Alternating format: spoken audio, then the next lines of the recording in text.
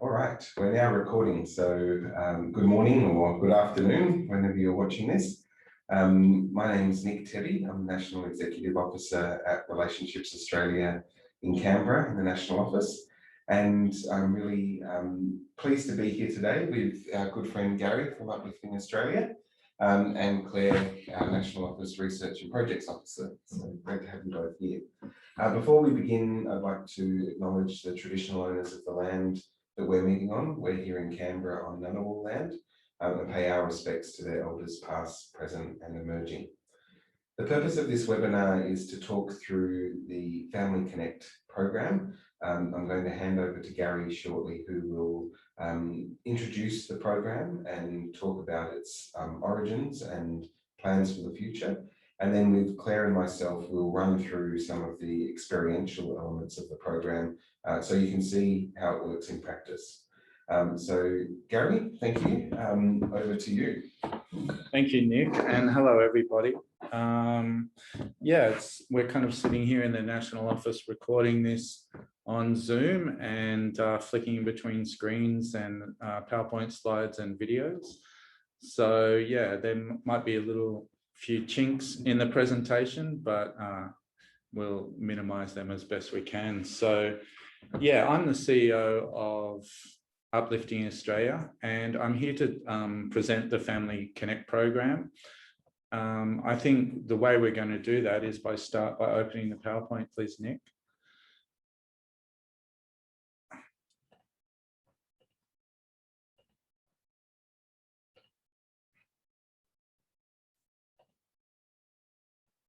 Yeah.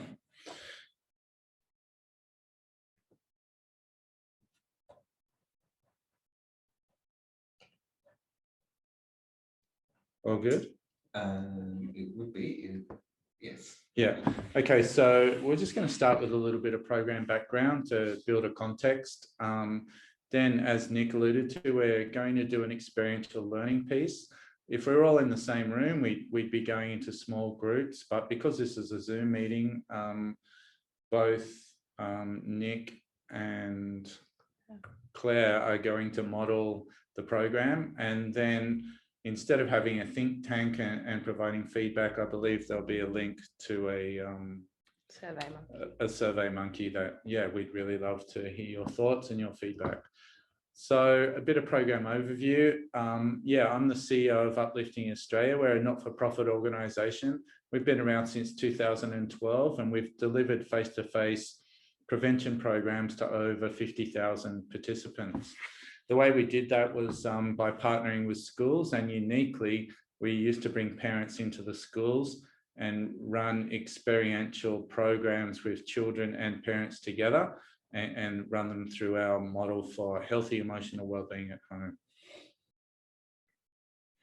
Whoops.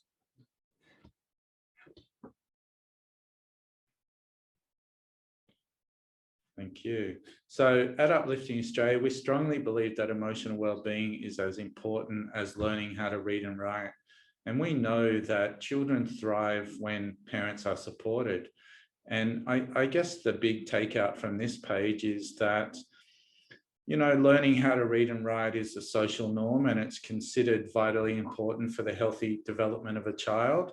And there's a lot of expectation and pressure on parents to send their kids to school and ensure they get a decent education and learn how to read and write. In fact, you know, if I was to turn around and say I wasn't going to bother teaching my children how to read and write, there'd be enormous pushback from my immediate circle and society.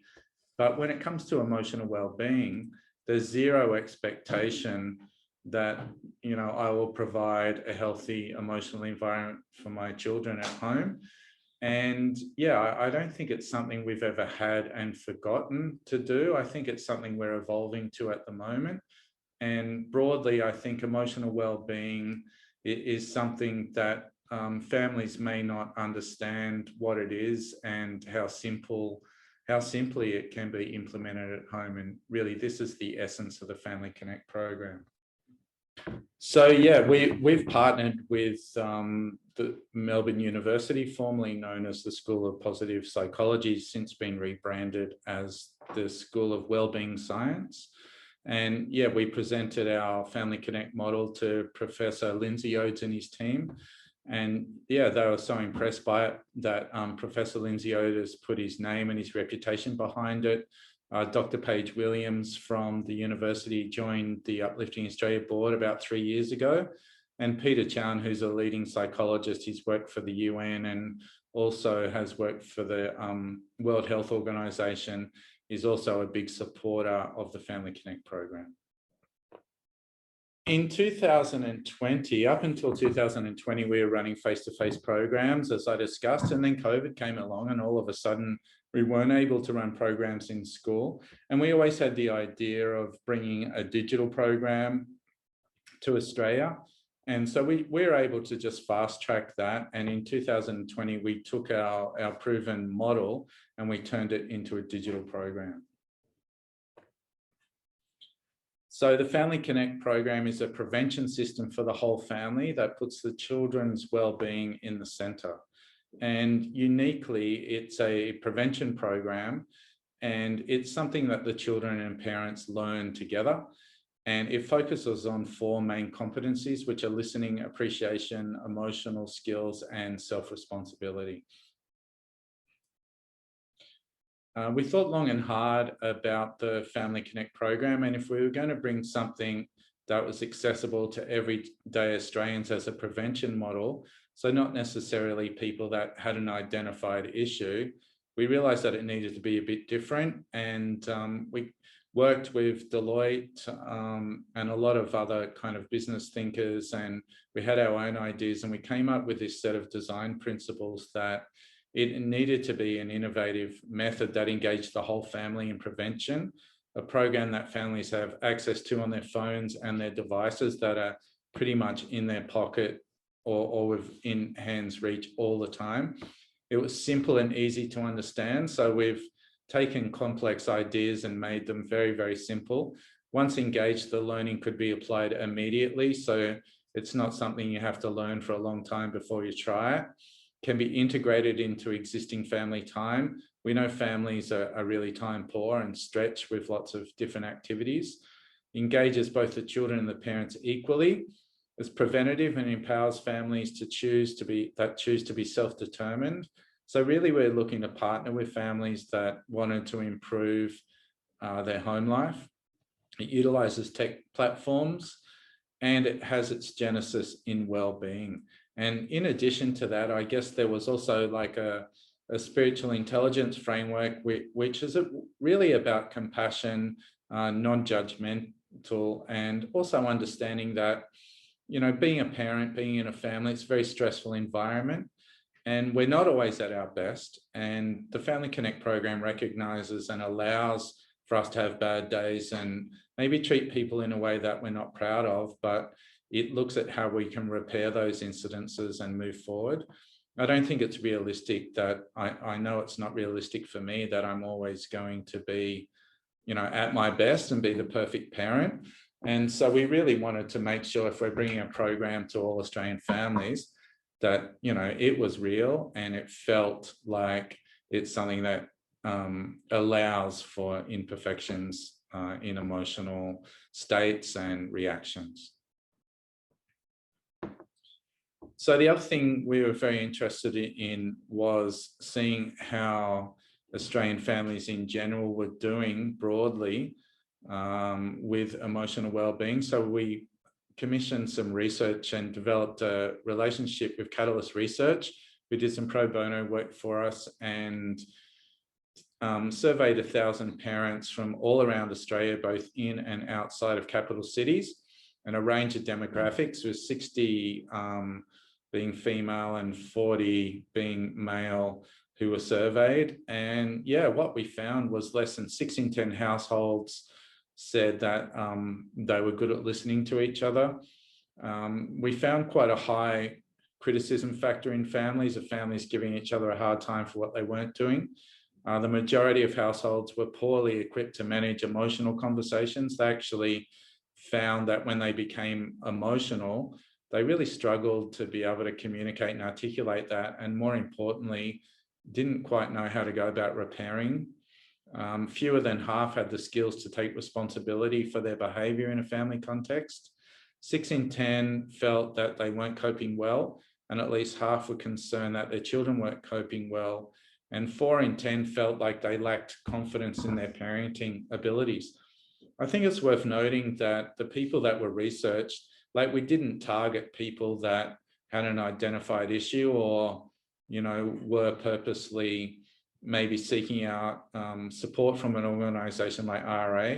And I think if we had have targeted those families, then potentially I would guess that these outcomes would have been even more kind of negative, if you like, indicating families needed more help. So in those 1,000 parents, I can't tell you how many of those were or weren't struggling, but this is just a great broad snapshot of Australian families. So in 2020, we launched the Family Connect program as a digital tool. We undertook a digital media campaign and we reached 1.2 million people. And we had 87,000 people engage in our social media posts and share it. And we had 15,000 program users, and the results were very, very encouraging. Here's some of the feedback we've got from families. I personally made, before we launched nationally, we advertised it to our database and went out to a bunch of families that had already been through our face-to-face programs and asked them to complete the online version. And I made a lot of these phone calls myself. And yeah, the families were really blown away by how much that implementing the Family Connect program had improved their life. And I'll just kind of maybe give you some quiet time to read through what some of the families were saying. But the difference was quite profound. And things like fathers that had normally never spoken about their feelings in front of the families before. Mothers said that doing some of the processes, particularly honouring each other's positive qualities, made their children cry. And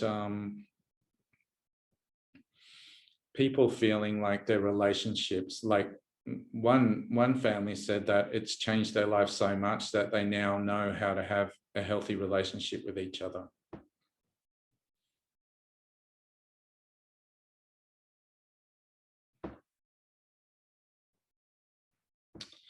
Okay, so I guess Uplifting Australia, we've been going for 7 years, and yeah, I'd been fundraising and rolling out programs, and we'd been successful in getting some great partnerships with corporations, business leaders, universities, and developed the program and launched it successfully.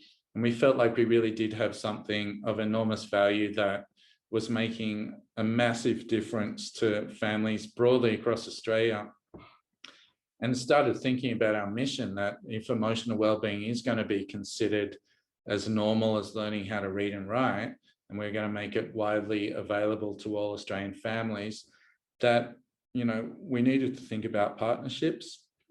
I felt like if we were to keep going, as an independent, not-for-profit, it just wasn't going to be as effective. So I started thinking about who were the key players in helping families right across the country, and Relationships Australia really stood out to me as our number one choice. So I approached Nick and started chatting with Nick, and realized that if it was going to be truly successful, that instead of just asking for a partnership, it made more sense just to hand over and gift the Family Connect program to Relationships Australia. So we started having conversations about what that might look like. And yeah, we came up with a model of giving the program over, and that I would work as a consultant paid for by my charity for 18 to 24 months to help embed the Family Connect program.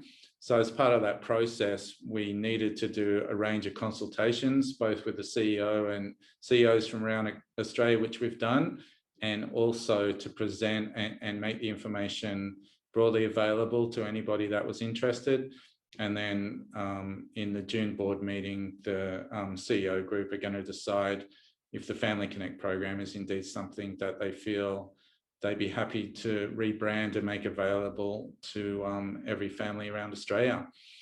So we also felt that Relationships Australia were independent. They had an evidence-based ethos. They already had a wide variety of social services, a trusted national brand. We just felt like we could truly achieve our mission. I've always personally been mission-centric about, what I was doing.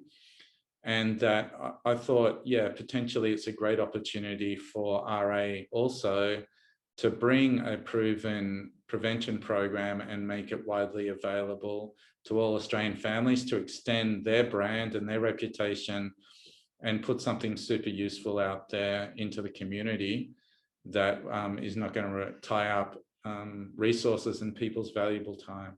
So yeah, this is the Family Connect tool. As I mentioned, it's based on 4 key skills or competencies. And yeah, Family Connect sets children up for success and good mental health. This little mouse isn't. So for each competency, we made a animation video. Again, we're being true to our design principles. We wanted to keep it to like 2.5 minutes, and we developed a set of characters that were non-gender, non-race specific, non-socioeconomic specific, because we do recognize the fabric of families, in Australia today. Not only is it delightfully multicultural, but there's blended families and split families and same-sex couple families. And yeah, we wanted to make sure that we were kind of being very inclusive. So what we're going to do is we're going to have a quick look at each video, and then Claire and Nick are going to demonstrate, how that might play out. So this is the first video on listening. It's dinner time for the Pig family. Everyone has a story to tell, which is wonderful. But call for Sue, Korea and Eris, you're not actually listening to each other. Let's work on listening. Are you ready to start our exercise? Okay. Let's all share something we enjoyed this week, something we didn't, and something we are looking forward to. But let's do it one at a time. Golf, you go first. Everyone else, really try to listen to Golf.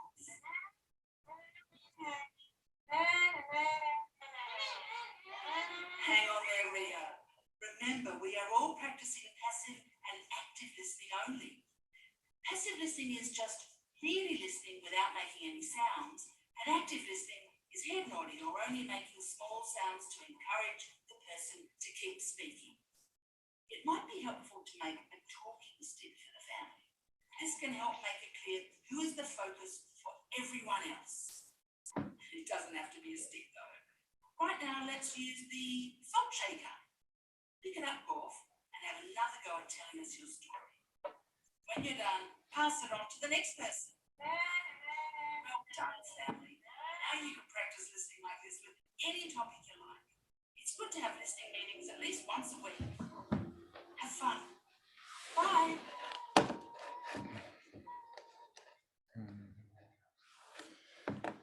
Yeah, so that's just a really quick video on listening. And again, I was surprised when we spoke to families and got feedback from all of our users, and again through the Catalyst research, how the basic skill of listening was something that many families were struggling with.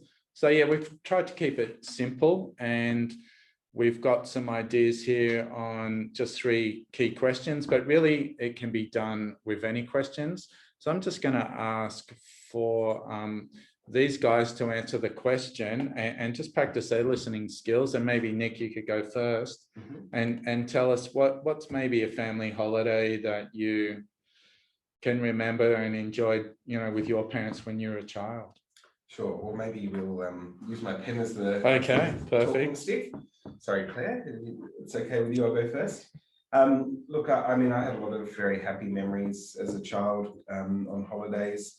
I grew up in Adelaide, and one holiday that I can remember in particular when I was probably in my early teens or around 10 or 11 was a family trip to Kangaroo Island. And my younger brother was about a year old.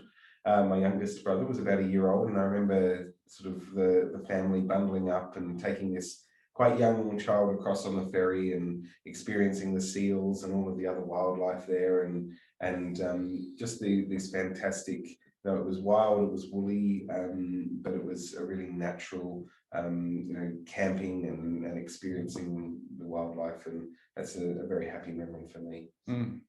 Thank you. And the listening stick to you. Thank you. I was also very lucky because I had divorced parents when I was younger, so I got to go on double the holidays, which was quite good. I have a vivid memory of going on a family road trip to Uluru when I was about 5. I'm not really sure what my parents were thinking. They took myself, my 2 brothers, and my cousins and 2 parents.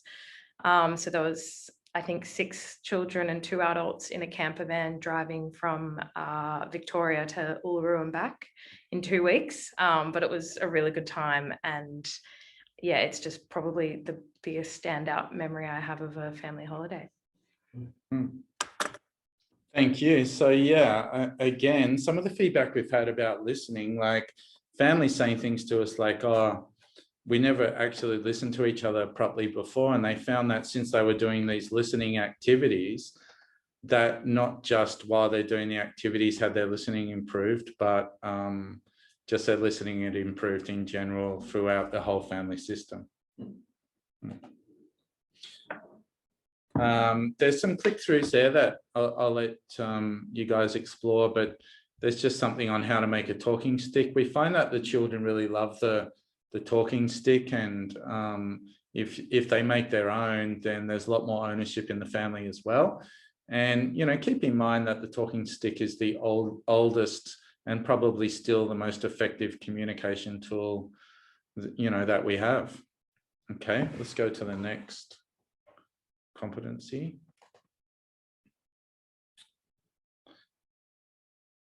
So the next one is appreciation skills, and we're going to save this one till the end, and we'll circle back on that. It's just in the context of this presentation, it's a nice way to finish. So the next one is emotional skills. And yeah, what we found with the research and also with the face-to-face work we're doing was that the emotional literacy levels were quite low, really, in a lot of families that we came across. Like that ability to be able to tap into and articulate your feelings in a healthy way was not something I think that comes naturally to people. It's definitely a skill that can be learned. And so that's why we think developing emotional literacy is so important for a healthy system. So let's just quickly check out this video. Okay, family, it's time to learn emotional skills. There are 5 core feelings or emotions. They are happy, sad, angry, worried, and shame. Erev, you go first this time. Show us how you are feeling right now by choosing from the emotions. Good. So you're feeling happy. Can you tell us why?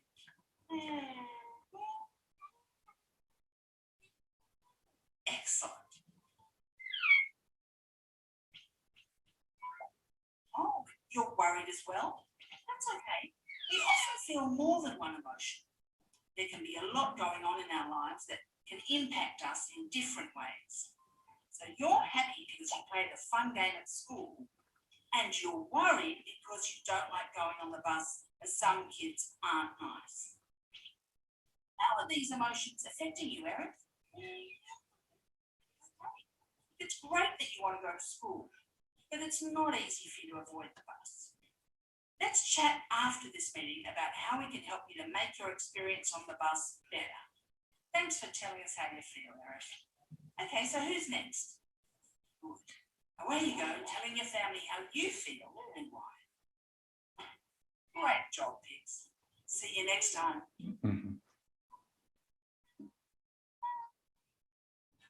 So we have 3 key questions here. The first one is how you're feeling today.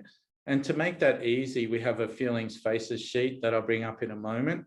The second question is just briefly what happened to make you feel like that.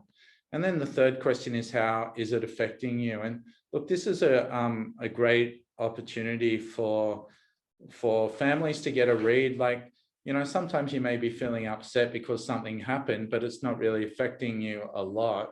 It's an incident that it wasn't pleasant, but it came and went, and you're still able to, you know, live kind of functionally in the present moment. And then other times, you know, you can have an incident and, you know, it can still be affecting you. And then you really do need support to process that or to solve that problem so that you can get on with your life. And this is just a very simple way for families to be able to find out, you know, get an emotional read, see what support's needed so, you know, people can be supported to move on and do well in their life. One of the things we have on here is a feeling faces sheet. And so what I'll do now, excuse me, is I'll get Claire and Nick to run this exercise. And maybe if it's okay, we can start with you this time, Claire. Yeah, sure. And can ask you just to identify one of these feelings that you might be feeling right now or in the past week, and a quick explanation as to why. And then if you can tell us how's that affecting you. Sure. Yeah. I'm feeling hopeful this week.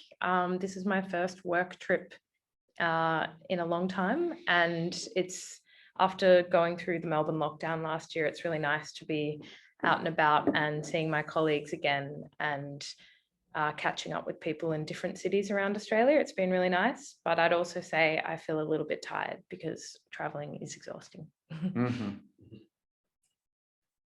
Great, and thank you. I think for me, enthusiastic is how I'm feeling right now, because I'm really enthusiastic to keep exploring really this tool and the work that you're doing, Gary, to see how Families Connect, Family Connect can really work within the Relationships Australia suite of programs and interventions, and add something that brings a new way of reaching families and building up their capacity and their capabilities to have these really important, sometimes obviously really simple conversations, but things that I think a lot of families just aren't having often enough. So thank you. And how's that affecting you, Nick? Well, it's motivating me to keep pushing ahead and spreading the word and seeing where this might take us.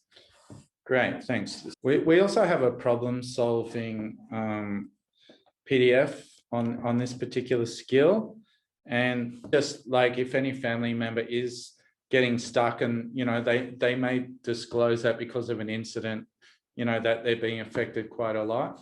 And this is just a simple model for parents to either work through with each other or to facilitate their child to see if they can solve their own problems, because problems have owners. And unless the owner of a problem actually is part of solving that problem, then they have a tendency to circle back and just keep getting bigger. And it's not really building resilience and, you know, self-efficacy unless we support people to solve their own problems. Thanks. So the next competency talks about self-responsibility. And I guess this is a little bit of a disruptor idea, essentially. I think with generations of families gone by, it's kind of been the case where the parents have kind of had the power imbalance over the children when it comes to, you know, how people are treated in the family. And I guess Family Connect challenges that idea and kind of suggests that we're all accountable to each other in a family system for the way that we treat each other and the impact that has on other people. So regardless of your role in that family, if you're a child or a parent, that we're equally accountable to each other.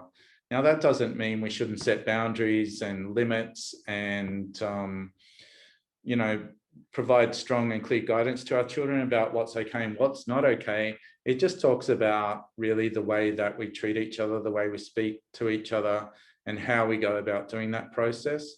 And I know as a father myself, and having actually written this model, that look, when I grew up in a family where we never talked about our feelings. I was never able to give feedback to my parents about some of the things that were happening that I didn't like. And if I tried to, I guess I was labeled disrespectful. And when I brought up my children, I now have a 21-year-old and a 17-year-old. We brought them up with this model, and we'd always made ourselves accountable for the way we behaved. And yeah, I received quite a lot of feedback from my children over the years about some of the ways I was approaching things that weren't working for them. And I think it really helped me grow and learn as a person. And as a result of my ability to listen to that and take responsibility for it, I'm pleased to say I had awesome relationships with my teenagers and now kind of young adult children. We're very close, and really no subjects are off limits. And yeah, I think this has really been a game-changing idea for a lot of families as well that have used the program. A lot of parents have kind of reported that, getting this kind of feedback from their children has made their children feel safer and their family function a hell of a lot more nicer, and the children seem a lot happier. So let's have a check out the video.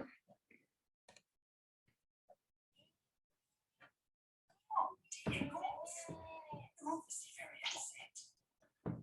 Take a moment to separate and think about things and meet in the kitchen later. Okay, family, it's time to practice self-responsibility. Who has something they want to apologise for? Excellent, Golf. So you feel sorry for how you spoke to Zook earlier when you were angry about the jobs that weren't done. Now let's ask how you made Zook feel when you were angry.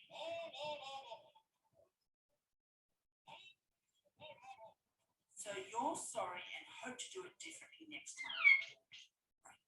How might you do that? Yes, that's great. It's perfectly understandable that you still want Zook to do those jobs, but you're not going to call Zook names and shout next time if he doesn't do them quickly. It's important to repair relationships, especially with those closest to you. It doesn't feel good to leave relationships broken. That can make everyone sad. Hey, Zook, are you ready to forgive Golf and move on? You have done an excellent job here today, family. Well done. Keep up the good work. Bye. Yes, I guess the other thing about this is it very much kind of leans into a restorative justice idea that, when we do something that negatively impacts other people, if we're willing to kind of hear what that was like and apologize and seek to understand each other, it's way less likely to happen again, and we all kind of learn and grow, and more importantly, we build that safe connection again. So in this one, really there's 3 steps in a family. We ask family, does anybody feel like they owe anybody an apology? Step 2 is, to ask that person, what was that like for you when I kind of behaved like that? And then the 3rd step is to look at how we might, do that differently and forgiving each other and moving forward. So it's a little bit hard to ask Claire and Nick to apologize to each other. So what we did in the focus groups is we offered a quick visualization here, and I guess we could offer that now. So if you're watching this, maybe just for a moment, you could look down or close your eyes if you're comfortable, and just imagine maybe a family member or a close friend or potentially a work colleague, or maybe there's been a interaction today or in the near past that's happened that hasn't really left you feeling good because of the way you behaved. And maybe what might that be like to go to that person and say sorry and let them know that you're not feeling good about that interaction and the way you handled it. And then, what might it be like to ask them, what was that like for you? And then just being willing to listen and actually hear what that was like for them without getting defensive.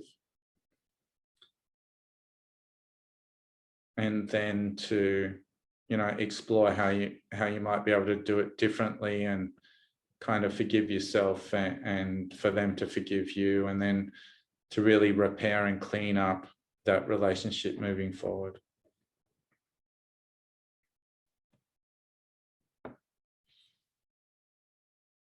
So look, with every one of these competencies, there's useful tips on the screen about what we found through our face-to-face work over 6 years of the things that made the biggest difference.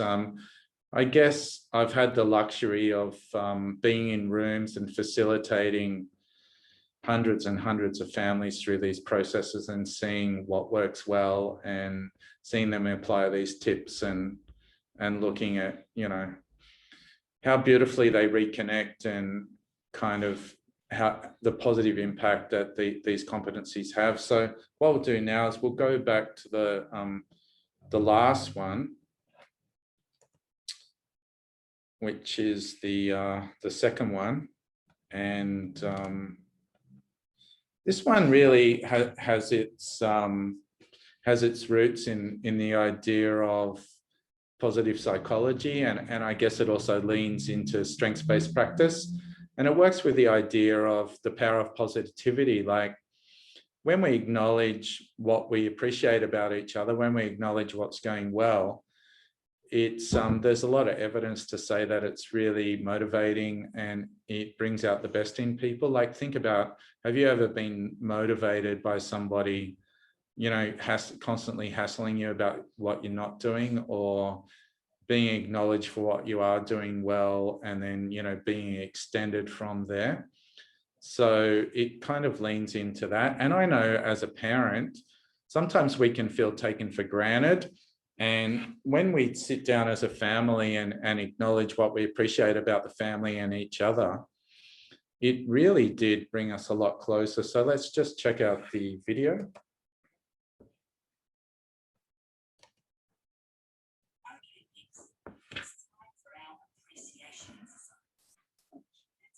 One member to go first.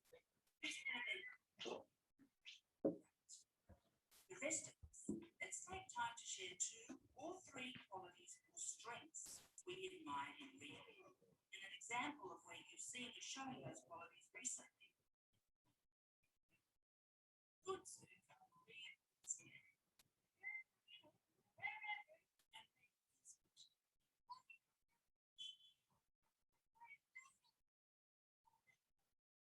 Remember, Arif, we are just focusing on strengths here. Be careful to keep things positive. You said that Ria had been very helpful washing the car, which is perfect. But you undo all that good work when you add, if only you would help out like that more often. I know it was meant as a joke, but if it makes Ria feel shame, it needs to be avoided here. You can talk to Ria separately about getting more help around the house. But this exercise is just for positivity with each other. It's a great skill to learn, makes your family closer and more supportive. Now let me bring it back to the positive myself. It's great that you are all trying and willing to learn. Well done.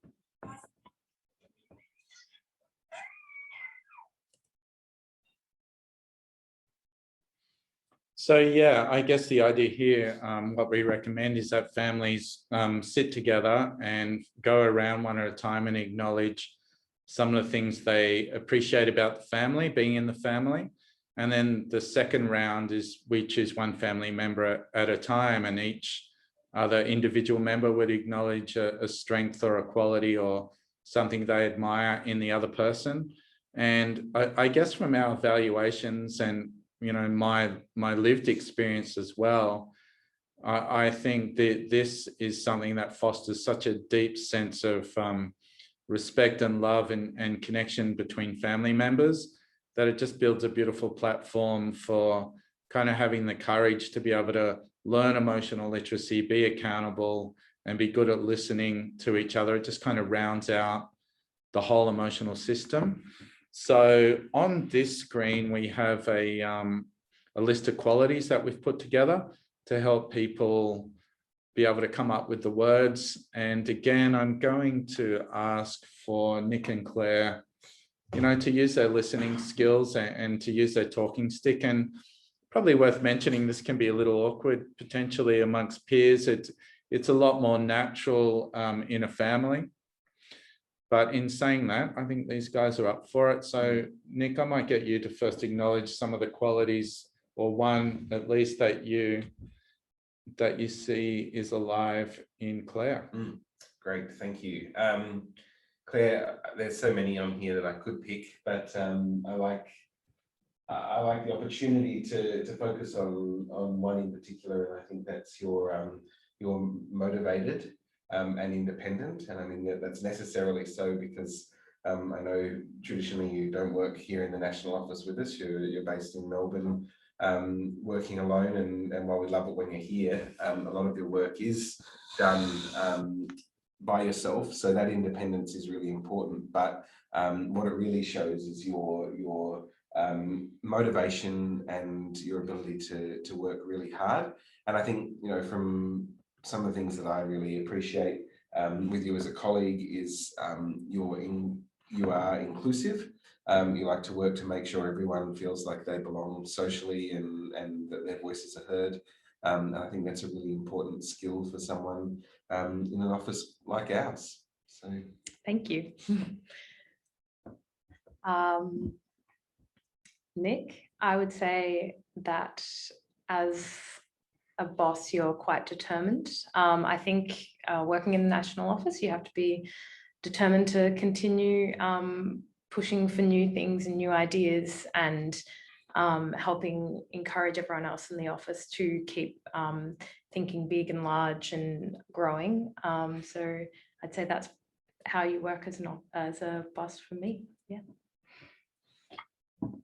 Thank you. So yeah, I guess in conclusion, that kind of rounds out the idea of Family Connect, is that emotional well-being is indeed as important as learning how to read and write. And I guess the vision is that one day it will be valued as highly, and that we can have families right around Australia listening to each other, acknowledging positivity, talking about feelings and taking accountability, and repairing and restoring their relationships. So really providing children with the foundation and the resilience and the emotional wellness that they need to be able to thrive and succeed in life.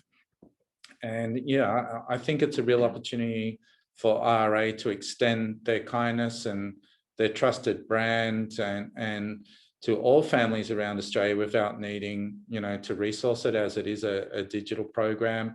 It doesn't need human resourcing, and not only can it be offered to people on your waiting list or internally, but you can broadly go out to the whole country. And you can imagine just one child growing up in a family that wasn't doing this, that is doing it now. And then, you know, the potential for millions of families to catch on to this Family Connect idea, and for RA to champion that cause is really why I approached RA. You know, I believe it's the right fit. And yeah, thank you for watching. thanks so much, Gary.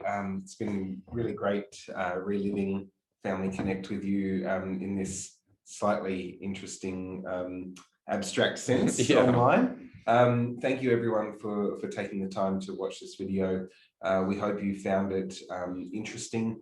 I think you can see that a lot of the skills and the activities that are contained in Family Connect, as simple as they are, they're quite transformational, and they'd be really useful, I think, for you to actually experience them for yourselves. So it might be worth spending a bit of time, excuse me, on the Family Connect website and running through that yourselves, and just imagining how it could work with, in some of the circumstances Gary's just mentioned. So clients, potential clients, but also more broadly in the community. And I think, you know, it's such a noble goal to think that we could raise the emotional intelligence and resilience of children right across the country simply by promoting a program like this.